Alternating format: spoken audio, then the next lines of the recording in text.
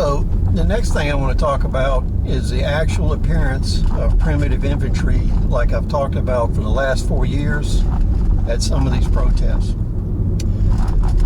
With the recent police shooting over the weekend that has reignited the protests in other areas, BLM has shown up with axes, machetes, weapons, firearms.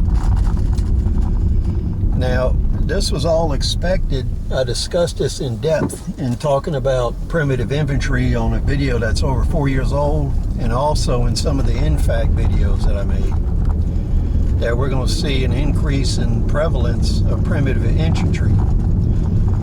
Because if you don't have a lot of money, you have limited supplies, or you don't have time to train the individuals to use firearms and other types of weapons like that, you can always buy machetes, axes.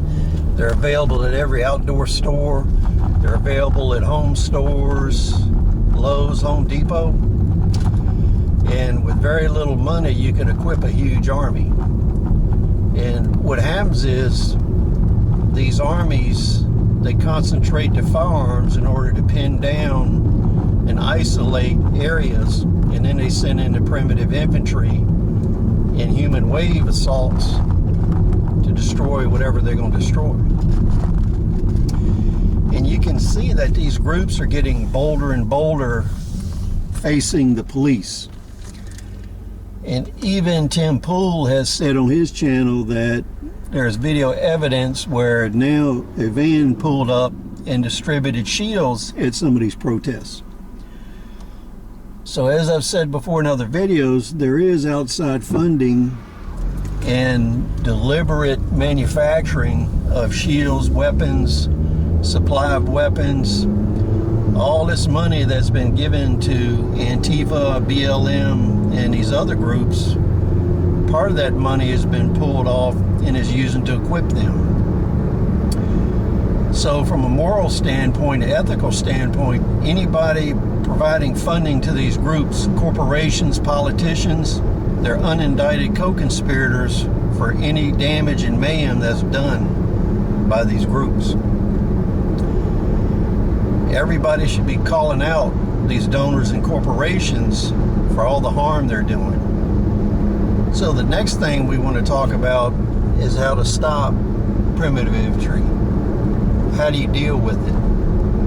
So what we'll do is in future videos, we'll discuss how to deal with primitive infantry.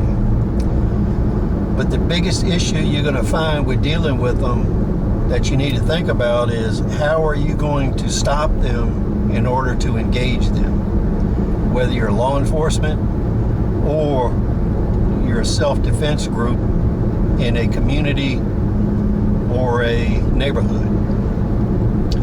So the critical thing with dealing with primitive infantry is stopping their mobility and doing it quickly. Because if you can stop them and hold them at a distance, then you can deal with them. So what you want to do is start thinking about how you can do this.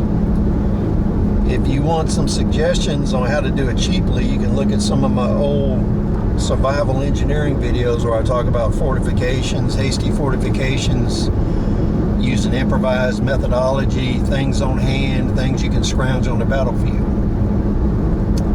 So go ahead, put your ideas below.